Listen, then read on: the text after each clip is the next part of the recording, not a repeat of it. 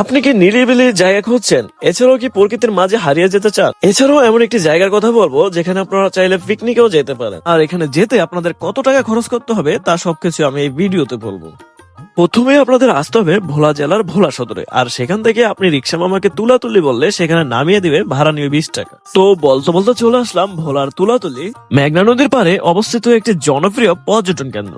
আপনারা যদি সম্পূর্ণ ভিডিও না দেখেন তাহলে মজা পাবেন না, তাই ধৈর্য সহকারে ভিডিওটি দেখতে থাকুন। আমি এখানে প্রথমে গিয়ে হা করে তাকিয়ে আছি, ভাই মনে মনে বলি এত সুন্দর দৃশ্য কেন রে ভাই। আমাদের ভোলা জেলায় এত সুন্দর সুন্দর জায়গা রয়েছে কখনো আমি কল্পনা করিনি। এখানকার মনোরম প্রাকৃতিক সৌন্দর্য, এছাড়াও নদী পাড়ের ঠান্ডা বাতাস এবং ইলিশবাড়ি রেস্টুরেন্টের জন্য বেশ পরিচিত।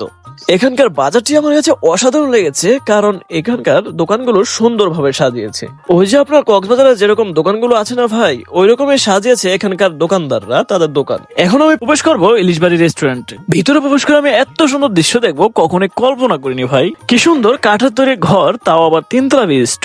এছাড়াও আমি যখন এখানে আসছিলাম তখন দেখছিলাম কোন প্রতিষ্ঠানের শিক্ষার্থী এবং স্যাররা মিলে এখানে বনভোজনে আসছে। এছাড়াও এখানে আপনারা চাইলে আসতে পারেন, তাও আবার পিকনিকও আসতে পারেন পরিবার পরিজন নিয়ে। আশা করি এখানে আপনাদের সময়টা অনেক ভালোই কাটবে।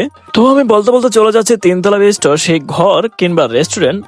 ও কোনটা বলবো, রেস্টুরেন্ট বলবো নাকি ঘর বলবো, আপনি কমেন্ট বক্সে বলে দিবেন। ওটার সময় বাচ্চাটার সাথে আমি একটু মজা করে নিলাম, বাচ্চাটা আমার দিকে হা করে তাকিয়েছিল। এখানে উঠতে গিয়ে আমার প্রচন্ড ভয় লেগেছে, কারণ এই ঘরটি কাঠের, কখন জানে ভেঙে যায় সেই ভয়ে। কিন্তু এটা ভাঙেনি আসলে। এরকম সুন্দর ভিউ দেখলে ভয় কি আর থাকে, ভয় তো দূর আকাশে পালিয়ে যায়। তারপর আমার কাছে একটু ভয় লেগেছে, কারণ এটা আসলে কিন্তু কাঠের আর কখন জানি ভেঙে যায়। ফার্স্ট টাইম উঠার কারণে মনে হচ্ছে আমার কাছে এরকমটা লেগেছে। 20 টাকায় এত সুন্দর ভিউ পাবো আমি কখনো কল্পনাই করিনি। এই রেস্টুরেন্টটি অনেক বড়, আর পাশেও এরকম একটি রেস্টুরেন্ট রয়েছে। সেটা মেবি আপনার কিছুটা ছোট হবে, সেটার ভিতরে আমি যাইনি।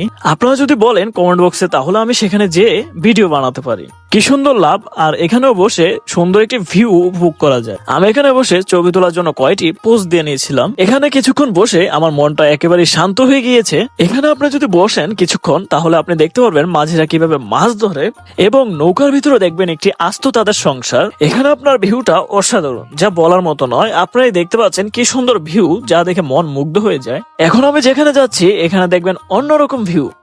আমি এখানে হাঁটতে হাঁটতে দেখলাম যে এখানে অনেক বালু, কিন্তু এখানে এত বালু কেন তা যদি কেউ জেনে থাকেন আমাকে কমেন্ট বক্সে একটু বলে দেবেন প্লিজ। আমরা যখন বন্ধুরা সবাই মিলে একসাথে হতাম তখন আমরাও এরকম ভাবে নদীতে ডুবাতাম। এই দৃশ্যগুলো দেখে আমার সেখানে গোসল করতে মন চেয়েছিল, কিন্তু আমি গোসল করতে পারিনি, কারণ আমার সাথে অতিরিক্ত জামা কাপড় কিছুই ছিল না, সেই কারণে আর গোসল করা হয়নি। এখানে দেখতে পাচ্ছি কি সুন্দর পাথর, আর এই পাথরগুলোতে উঠতে গিয়ে আমি আর উঠতে পারিনি।